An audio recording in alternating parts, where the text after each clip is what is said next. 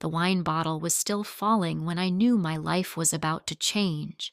Red liquid arcing through the air in slow motion, expensive Barolo splashing across white tablecloth, across custom Italian leather shoes, across the lap of a man who controlled half of Chicago's underground.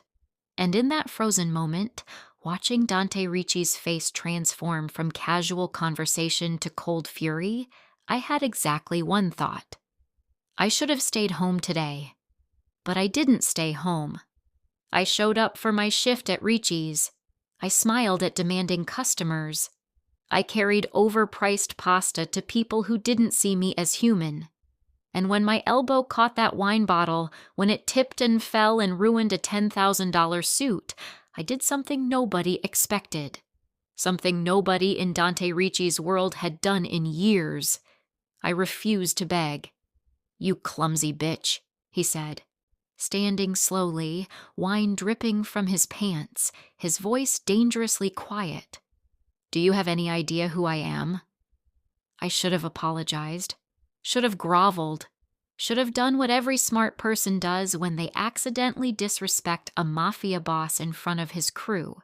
Instead, I met his eyes and said, "It was an accident.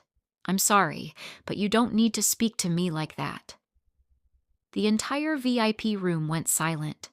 8 men in expensive suits stopped mid-conversation. My manager Vincent appeared in the doorway, his face going white, and Dante Ricci smiled. Not a warm smile, not an amused smile. The smile of a predator who just found interesting prey. My name is Clara Mitchell, and this is the story of how one spilled bottle, one moment of refusing to bow, led to the most dangerous night of my life. A night where a pompous mafia boss learned that the waitress he tried to humiliate was someone who'd been training to hurt people since she was 8 years old. This is the story of how I went from invisible server to the woman who broke his undefeated champion in front of everyone who mattered. And it's the story of what happened after, when victory turned into something far more complicated than I ever expected. Before we get into it, do me a favor. Hit that subscribe button, drop a like, and comment where you're watching from. Are you someone who's ever had to stand up to a bully? Someone who knows what it's like to be underestimated? Drop a ready in the comments if you're here for this story, because once I start, you won't want to stop listening. Now let me take you back to that moment, to the VIP room at Ricci's, where everything changed. The challenge. Dante Ricci stood in his ruined suit, wine dripping onto the marble floor, and the temperature in the room dropped 10 degrees. He was younger than most of the crime bosses I'd heard about, maybe 35, with dark hair slicked back, a face that would have been handsome if not for the cruelty in his eyes, and the kind of build that came from actual gym time, not just genetics. He looked like money and violence had a baby and raised it on arrogance. "What's your name?" he asked quietly. "Clara." "Clara." He repeated it like he was memorizing how to destroy me later. "How long have you worked here, Clara?" 3 weeks. 3 weeks. He circled me slowly, like a shark assessing prey. "And in 3 weeks, has anyone explained to you who I am? What I represent? They said you own the restaurant. I own more than the restaurant." He stopped directly in front of me, close enough that I could smell his expensive cologne. "I own this neighborhood, the businesses, the people, and when someone disrespects me, especially in front of my associates, there are consequences." My heart was hammering against my ribs, but I kept my face neutral. Years of sparring had taught me to control fear, to never let opponents see uncertainty. "It was an accident, Mr. Ricci. I apologize for the inconvenience." "Inconvenience?" He laughed, but there was no humor in it. "She calls ruining a $10,000 suit an inconvenience." He turned to his men. "What do you think, gentlemen? What should we do about this inconvenience?" Fire her, someone suggested. Make her pay for the suit, another added. Too easy, Dante said, his eyes never leaving my face. I have a better idea. He walked back to his chair, settled into it like a throne. Clara, I'm going to give you 2 options, 2 ways to make this right. Here it comes, I thought. Whatever test this is, whatever game he plays with people he thinks are beneath him. Option 1, Dante continued. You join me for dinner tomorrow night, 8 p.m. You dress appropriately, you show proper respect, and you spend the evening demonstrating that you understand your place in this world. Do that, and we forget this ever happened. You keep your job, I get a pleasant evening, everyone's happy. Several of his men chuckled. I could see exactly what kind of dinner he was imagining. Me sitting across from him, intimidated and grateful, probably expected to be impressed by his power and wealth. A night of humiliation disguised as generosity. Option 2, he said, and his smile widened, is much more entertaining. You see that man in the corner? He gestured to a massive figure I hadn't noticed before. The man stepped forward, and I had to crane my neck to look up at him.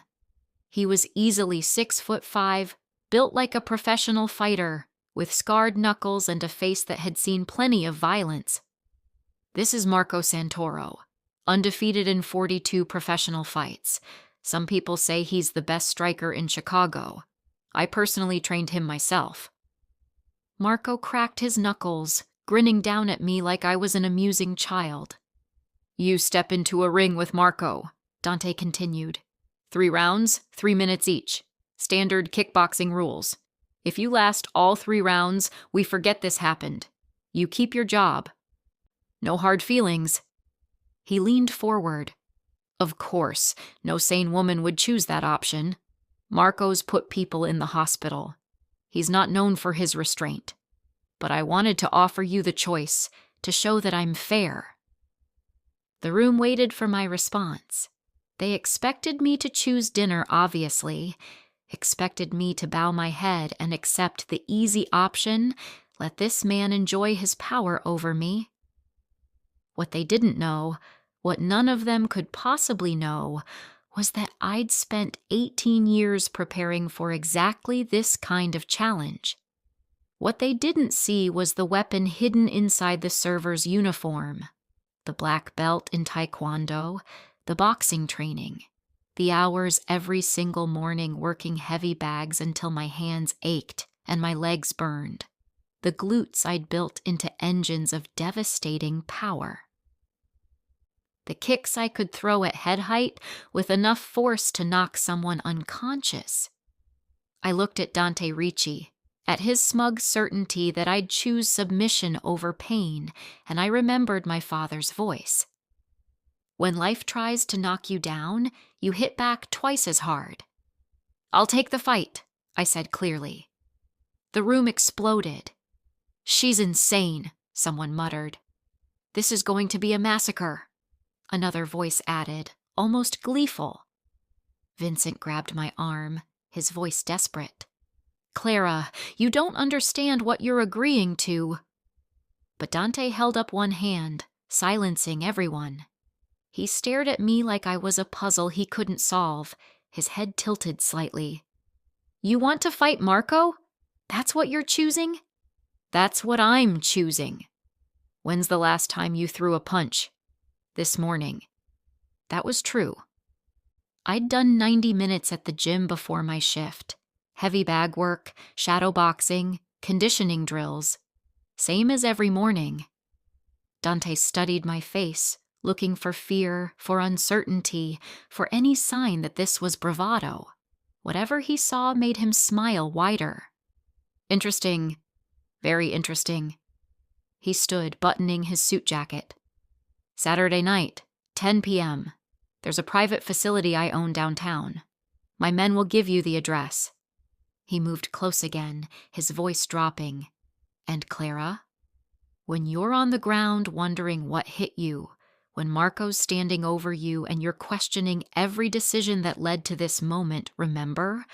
You chose this. You had the easy way out. I'll remember that you underestimated me, I whispered back. Something flickered in his expression. Surprise, maybe, or interest. Then he turned and walked out, his entourage following. Marco paused at the door, looking back at me with something that might have been pity. I'll try to go easy on you, he said. Don't, I replied. I wouldn't want you to. After they left, Vincent grabbed my shoulders. What were you thinking? Do you have any idea what you just agreed to? A fight. A beating, Clara. An absolute beating. Marco Santoro isn't some tough guy who learned to fight in the streets. He's a professional. He's trained by Dante himself, who was a championship-level kickboxer before he took over the family business. This isn't a game. I know what it is. I pulled away from him gently. And I know what I'm doing. Do you? Vincent's face was pale with genuine concern. Because from where I'm standing, you just signed up for a trip to the hospital. Or worse. I didn't explain.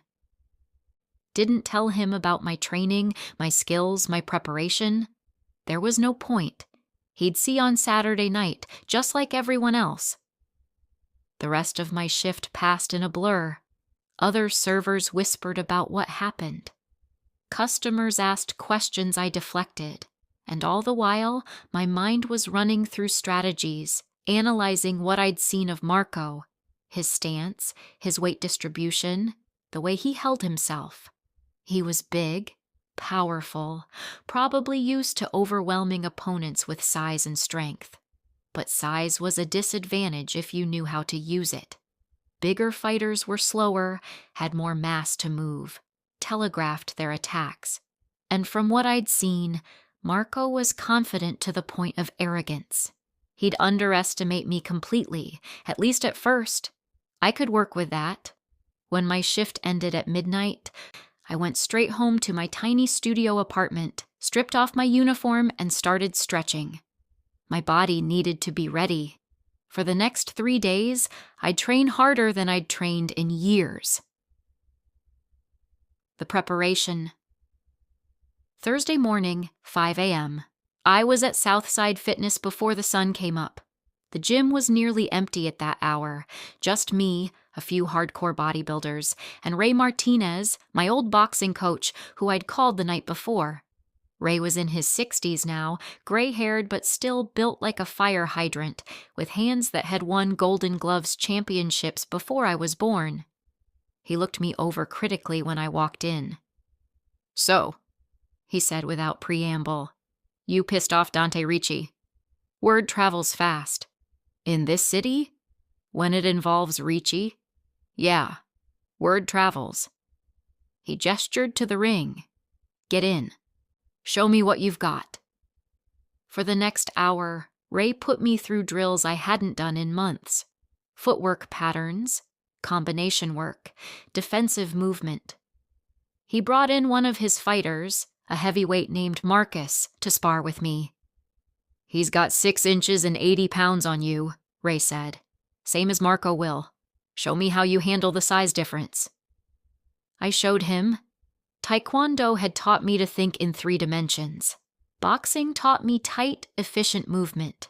Combined, they made me dangerous in ways that conventional fighters didn't expect. I couldn't outpower Marcus, but I could outmaneuver him. Slip his jabs, circle outside his power hand, counter with quick combinations that snapped his head back. And when he overcommitted to a right cross, I showed Ray my real weapon. I dropped low, planted my right foot, and threw a roundhouse kick with my left leg. My hips rotated, my glutes engaged, and the kick crashed into Marcus's ribs with a sound like a baseball bat hitting meat. He stumbled sideways, genuinely hurt. Damn, Marcus wheezed, backing away. What was that? That, Ray said, a slow smile spreading across his face, is why she's still standing here instead of canceling this fight. He looked at me with new respect. "You've been holding back all these years, haven't you? All that Taekwondo training you never showed me." "You taught me to box," I said. "Didn't seem fair to show off the kicks." "Show off now. I need to see everything you've got." I showed him everything. Spinning hook kicks that came from angles impossible to predict. Side kicks with enough force to push Marcus across the ring. Jump spinning kicks that made Ray actually laugh. And through it all, the boxing combinations, jab, cross, hook, uppercut, all thrown with speed and precision. "Marco's fought kickboxers before," Ray said after we finished. "But I guarantee he's never fought anyone who combines traditional Taekwondo with boxing the way you do. That's your advantage. He'll expect kicks or punches, not both seamlessly integrated."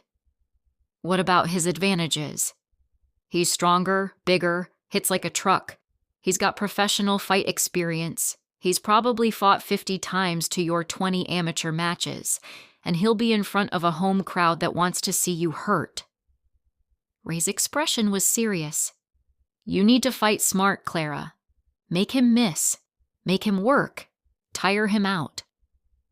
Big guys like that burn energy fast when they're swinging for the fences." "Speed beats power." "Every time," Ray agreed. "But you can't just run away either. You need to hurt him enough that he respects you, that he starts second-guessing. Otherwise, he'll walk you down for 3 rounds and you'll die by 1,000 cuts." We trained for another 2 hours. By the time I left the gym, every muscle in my body was screaming, but my mind was clear. I knew what I needed to do. Friday was the same. Up at 5 a.m., in the gym until 8. Ray brought in 2 different sparring partners, both bigger than me, both aggressive. I worked on timing, on reading their intentions, on finding the split-second openings where I could land clean shots. "Your kicks are beautiful," Ray told me between rounds. "But against a guy like Marco, beautiful isn't enough. You need devastating.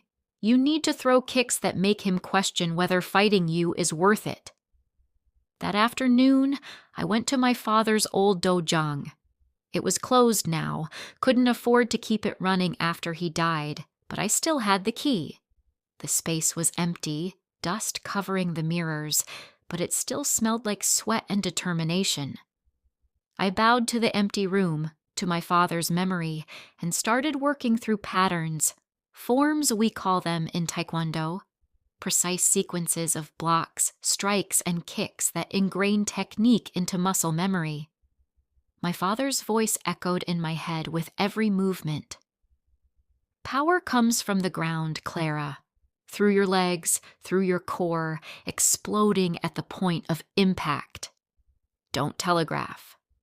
Your opponent shouldn't know what's coming until it's already hit them. The greatest weapon is the one they don't see coming." I worked until my legs trembled with exhaustion, until my uniform was soaked with sweat, until I'd thrown every kick in my arsenal 100 times. By the time I left, I was ready. Saturday morning, I didn't train. Ray's orders: "Your body needs to recover. Hydrate, eat properly, rest. Show up tonight fresh." So I spent the day preparing mentally, visualizing the fight, seeing myself moving, striking, defending, seeing Marco's attacks before they came, seeing myself not just surviving, but winning. At 8 p.m., I got a text from an unknown number. "Car will pick you up at 9:30. Dress for combat. This is going to be entertaining." I put on my GI, my Taekwondo uniform, traditional white with my black belt. If I was going to fight, I was going to honor my father's memory by wearing what he'd taught me in. Over it, I wore track pants and a hoodie for the ride. At exactly 9:30, a black SUV pulled up outside my apartment. The driver was one of Dante's men, professional and silent. He drove me downtown, into the warehouse district, to a building with no signs or identifying marks. "Downstairs," he said, gesturing to a steel door. "All the way to the bottom." I walked down concrete stairs, my gym bag over my shoulder, my heart rate elevated but controlled. At the bottom was another door, guarded by 2 armed men. They looked me over, nodded, and pushed it open. The space beyond took my breath away. It was huge, clearly a converted warehouse, with a full-size kickboxing ring in the center. Around it, stadium seating held at least 200 people. Men in suits, women in cocktail dresses, everyone holding drinks and talking like this was a social event. Behind the seating, a full bar stretched along one wall, and the lighting was professional, focused on the ring while leaving the edges in dramatic shadow. This wasn't some back alley fight. This was entertainment for Chicago's criminal elite. Dante stood at ringside, surrounded by men who looked like they could kill someone with their bare hands. He was dressed differently tonight. Black fitted shirt, dark jeans, expensive but casual. When he saw me, his expression shifted from conversation to intense focus. He walked over, his eyes traveling over me analytically. "Clara, I'm surprised you showed up. I said I would. People say a lot of things." He gestured toward the ring. "Last chance to change your mind. We can still do that dinner instead. Save yourself a lot of pain." I'm not changing my mind. Stubborn. But he said it like it was interesting rather than annoying. "Marco's warming up in the back. You have 15 minutes to prepare. There's a changing room through that door if you need it. Where are the rules posted?" His eyebrow rose. "Rules? You said standard kickboxing rules. 3 rounds, 3 minutes each. What about illegal strikes, clinching, ground fighting?" "No strikes to the groin or back of the head. Clinching is allowed for 5 seconds before the referee breaks you up. If you go to the ground, the fight's over. Whoever stayed standing wins." He paused. "There's a doctor on site, just in case." "I won't need a doctor. We'll see." He turned to walk away, then stopped. "Clara, whatever happens tonight, remember you chose this. I gave you an out. And I'll remember that you assumed I'd take it." Something that might have been respect flickered in his expression. Then he was gone, leaving me alone in a crowd of strangers all waiting to watch me get destroyed. I made my way to the changing room. It was small but clean. Bench, mirror, hooks for clothes. I stripped off my track pants and hoodie, standing in my traditional Taekwondo gi. The white fabric felt like armor, like protection. I wrapped my hands carefully, the ritual calming my nerves. Stretched each muscle group, feeling my body respond. When I walked back out, the crowd's noise dimmed. People were staring, and I could hear fragments of conversation. "She's actually going through with it. Look how small she is compared to Marco. This is going to be over in 30 seconds. Is that a karate uniform? She thinks this is a martial arts demonstration." Let them think what they wanted. They'd understand soon enough.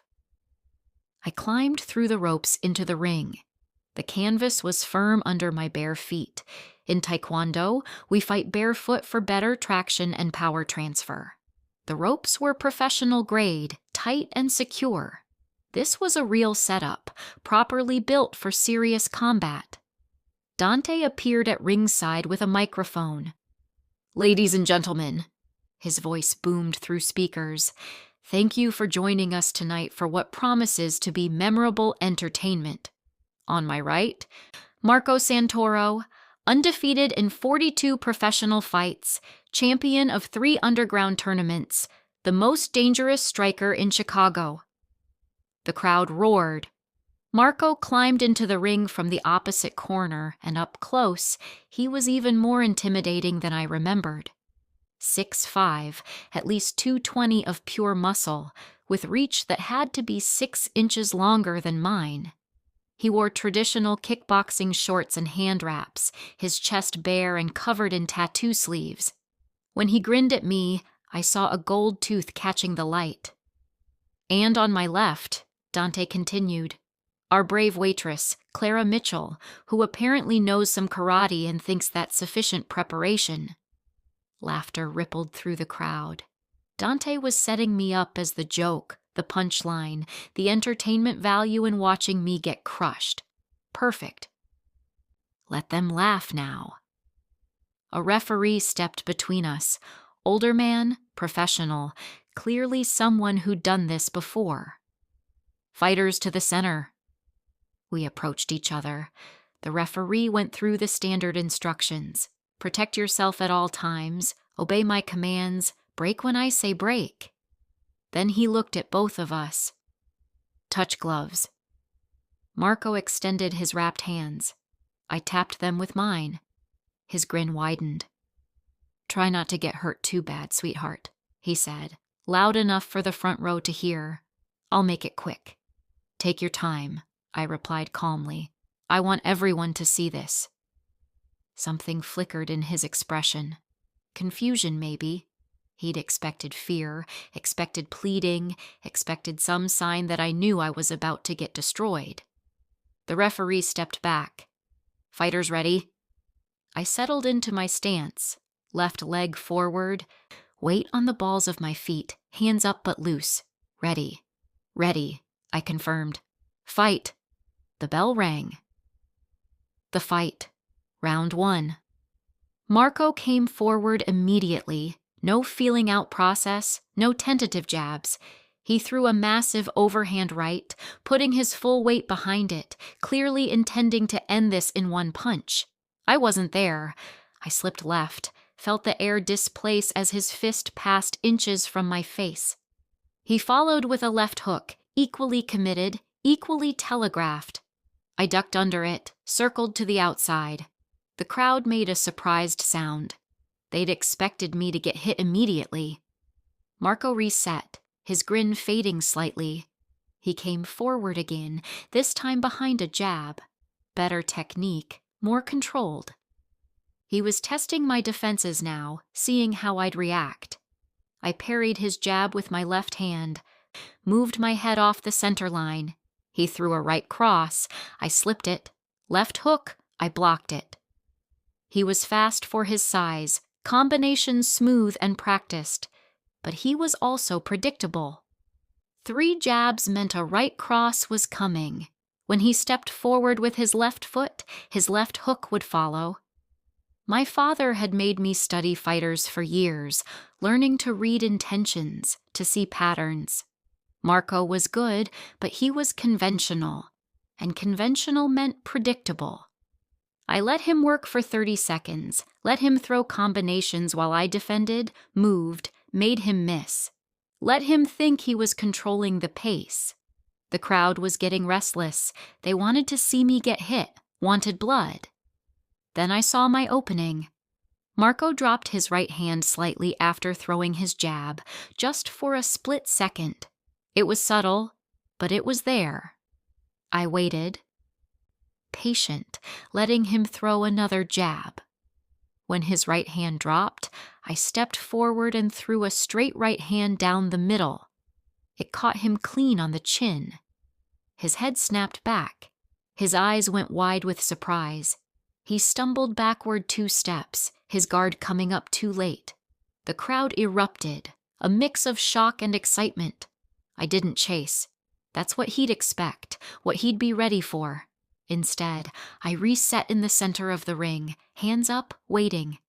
Marco touched his jaw, working it side to side. When he looked at me again, the amusement was completely gone. Now he was focused, almost angry. Good. Angry fighters make mistakes. He came forward again, faster this time, throwing combinations with bad intentions behind every punch. Hooks, crosses, uppercuts, pure aggression backed by serious power. If any of them landed clean, I'd be in trouble. But they didn't land.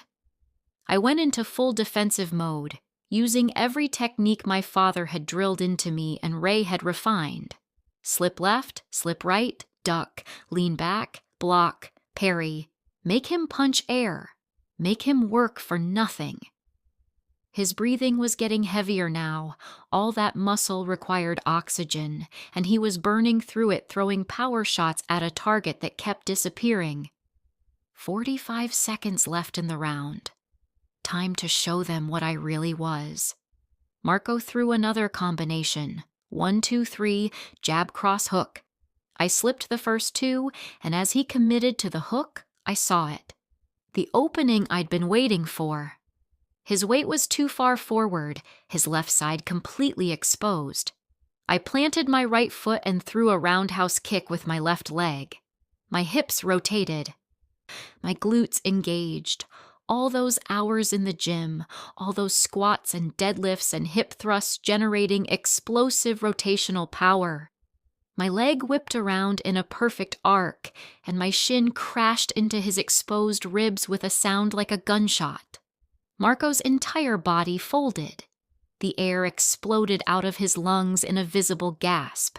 His hands dropped instinctively to protect his body, and that's when I went upstairs.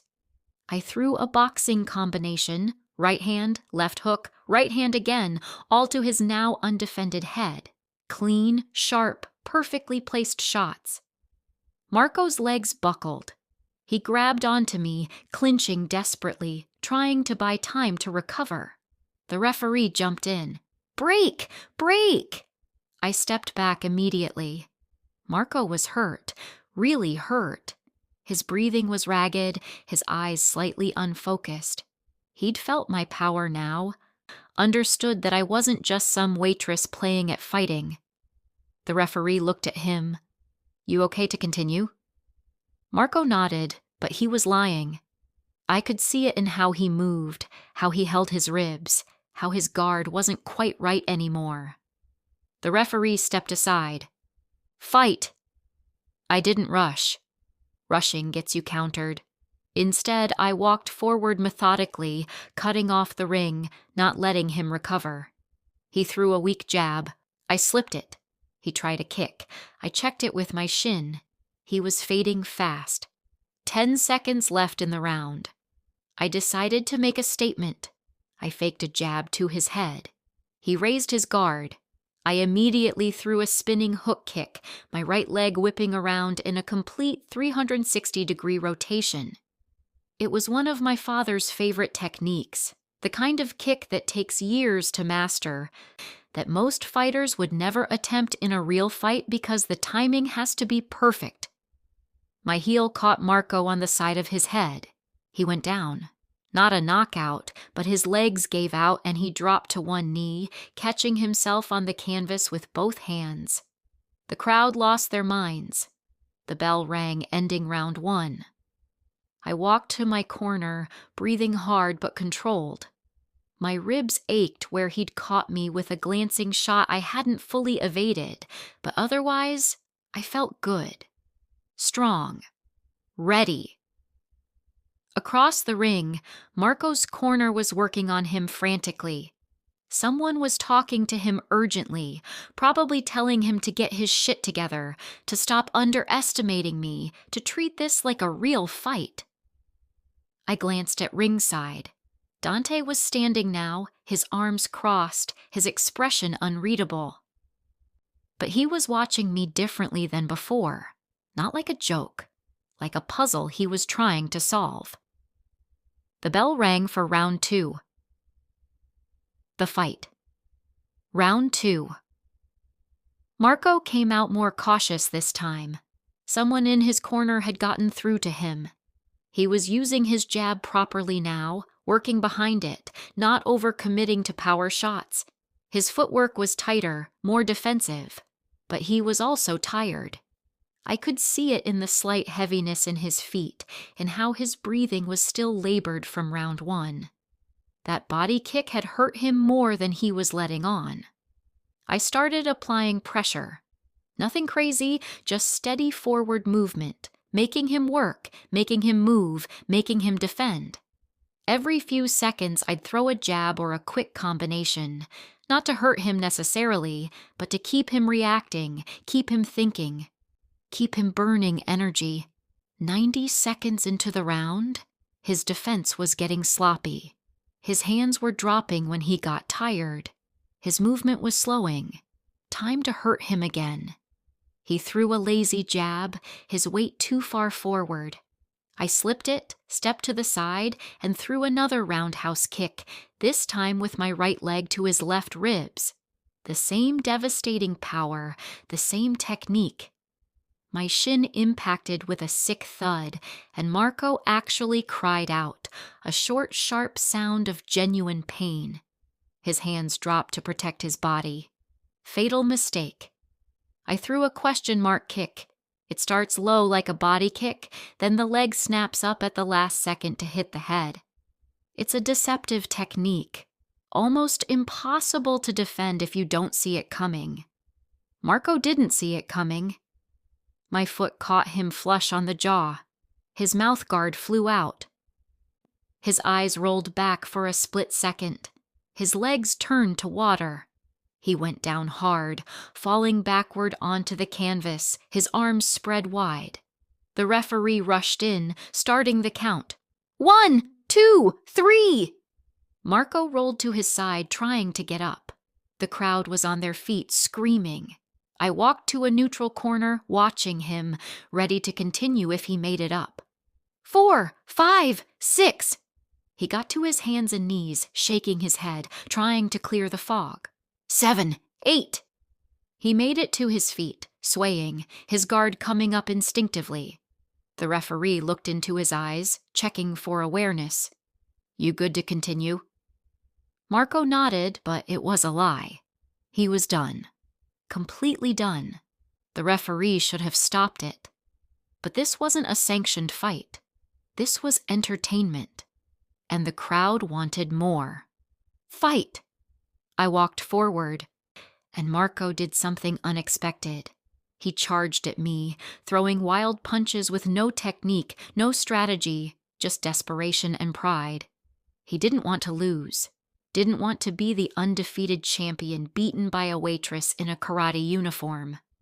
I made him miss 3 punches, then timed my counter perfectly. As he overextended on a right hand, I threw a jumping, spinning back kick, one of the most powerful techniques in Taekwondo.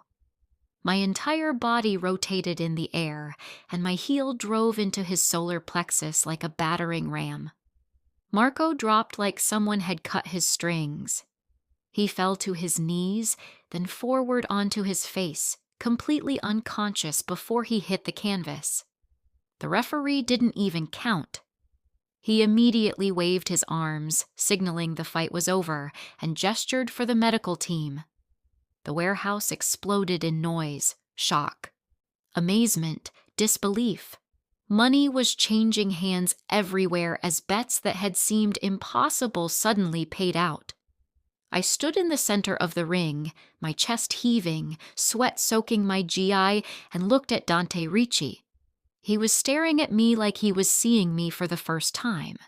No smile now, no arrogance, just pure, focused attention. And something else. Something that looked like respect, mixed with fascination. The referee came over and raised my hand. Winner by knockout, 2 minutes 37 seconds of round 2, Clara Mitchell. The crowd's reaction was split. Some people were cheering, apparently having bet on me despite the odds. Others looked stunned, like they couldn't process what they'd just witnessed. A few looked angry, they'd wanted to see me destroyed, and instead they'd watched me dismantle their champion. I climbed out of the ring on shaking legs, the adrenaline starting to wear off. My ribs hurt where Marco had landed that one good body shot. My knuckles were sore, my legs felt like rubber. But I'd won. I'd actually won. Someone handed me a towel and water. I drank half the bottle in one go, my hands trembling slightly as the fight caught up with me. That was incredible. The voice came from beside me, a woman, maybe 35, with sharp eyes and an expensive dress. She was looking at me with genuine admiration. Where did you learn to fight like that? My father taught me. Your father must have been exceptional. He was. More people approached, asking questions, offering congratulations, trying to get my attention. I answered on autopilot, my mind still processing what had just happened. I'd humiliated Marco Santoro in front of everyone who mattered in Dante's world, made his undefeated champion look like an amateur, proved that the waitress everyone dismissed was someone dangerous. The crowd around me parted suddenly. Dante was there, 2 of his men flanking him. "We need to talk," he said. It wasn't a request. Privately. He led me through the warehouse to a door at the back. Beyond it was a hallway, then an office, expensive furniture, floor-to-ceiling windows overlooking the Chicago River, the kind of space that screamed power and money. He closed the door behind us, muffling the crowd noise. For a long moment, he just looked at me, his expression unreadable. Then he moved to a bar in the corner and poured 2 glasses of whiskey. He held one out to me. "Drink. You earned it." I took it. The liquid burned going down, but settled warmly in my stomach, cutting through the adrenaline crash. Dante set his glass down and turned to face me fully. "You lied to me." "I never lied." "You let me think you were just a waitress. Let me think this would be easy, that Marco would destroy you in seconds. You assumed I was just a waitress. I never said that's all I was." He laughed, but there was no humor in it. "Fair enough." He moved closer, studying my face like I was a puzzle he couldn't solve. "Who trained you?" "My father. He was a Taekwondo master, 4th Dan black belt, trained in Seoul. He taught me from the time I was 8 until he died. And the boxing. Different coach. Started when I was 17. My father wanted me to know how to fight with my hands, not just my feet. How many fights have you had?" "Amateur, 23, 121. Dante was quiet for a long moment, processing this. "Why didn't you tell me?" "Would it have mattered? You'd already decided who I was, what I was capable of. Nothing I said would have changed your mind. You needed to see it. I saw it." He moved even closer, and I could see something shifting in his expression. The arrogance bleeding away, replaced by something that looked almost like respect. "You could have been killed tonight. Marco's put people in the hospital. He's broken bones, caused concussions. What you did was insane. What you did was underestimate me. There's a difference. I won't make that mistake again." He reached out slowly, giving me time to pull away, and wiped a streak of blood from my cheek. Marco's blood, I realized. Not mine. "You're full of surprises, Clara Mitchell. Is that a good thing or a bad thing?" "I'm still deciding." His hand lingered against my face for a moment, then dropped. "But I think it might be the most interesting thing that's happened to me in years." The moment stretched between us, charged with something I couldn't quite name. Danger, yes, but also attraction, recognition, the understanding that we'd both seen something in the other that we hadn't expected. Then his phone rang, shattering the moment. He answered it, listened, and his expression darkened. "When?" A pause. "How many?" Another pause. "Lock it down. Nobody moves without my authorization." He hung up and looked at me with something that might have been concern. "We have a problem." "What kind of problem?" "The kind where winning that fight just made you very interesting to some very dangerous people. And in my world, interesting means target." He moved to the windows, looking out over the river. "My uncle runs the larger organization. I have my own territory, my own operations, but I ultimately answer to him. And he just heard about what happened tonight. About you." My stomach dropped. "So what does that mean?" "It means you can't go back to your normal life. It means people are going to start asking questions about who you are, where you came from, what else you're capable of. And my uncle doesn't like mysteries. He doesn't like threats. And he definitely doesn't like women who disrupt his carefully ordered world. I'm not anyone's threat. I'm just trying to survive. Dante turned back to me, and I saw something in his eyes that made my skin prickle. Not anger, fear. Actual fear, but not for himself. Clara, you just beat my best fighter in front of 200 people. You made it look easy. You're beautiful, skilled, fearless, and you came out of nowhere. That makes you either an asset or a threat, and my uncle will want to determine which. He moved closer. I need to know. Are you working for anyone? Any rival organizations, any law enforcement, anything I need to know about? I spilled wine on you 3 days ago. That's literally how we met. I'm not working for anyone except Ricci's restaurant, which I assume I'm now fired from. You're not fired. You're... He ran his hand through his hair, a crack in his composed exterior. You're under my protection now, whether you want it or not. Because if I don't protect you, my uncle will either try to recruit you or eliminate you, and neither option is good for your health. I don't need protection. Yes, you do. You just don't know it yet. He pulled out his phone, made a call. Marco, I need you at the warehouse. Yes, the car. 5 minutes. He hung up and looked at me. You're coming with me. Somewhere safe. Somewhere we can figure this out. I'm not going anywhere with you. Clara, please. The word sounded strange coming from him, like he wasn't used to asking instead of commanding. I know you don't trust me. I know I've given you no reason to. But right now, tonight, you need to trust that I know how dangerous this situation is.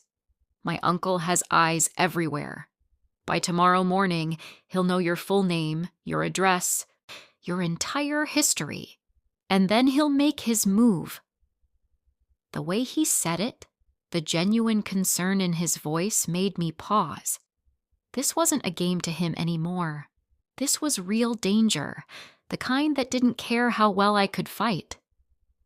If I go with you, I said slowly, what exactly are we doing? Where are we going? My private apartment. Not the one anyone knows about. The one I keep for emergencies. You'll be safe there while I handle my uncle, figure out how to navigate this. He met my eyes. I'm not your enemy, Clara. I might have been 3 days ago, but after tonight, after watching you fight, I think we might be the only people who can help each other survive what's coming.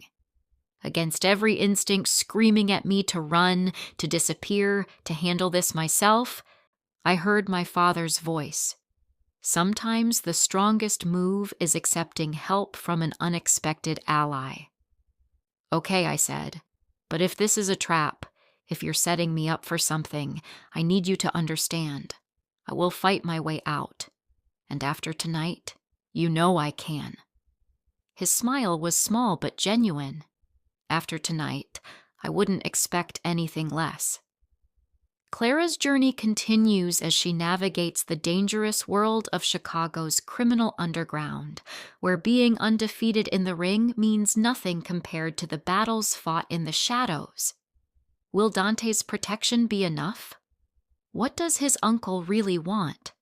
And what happens when a fighter trained for honor and discipline enters a world where the only rule is survival?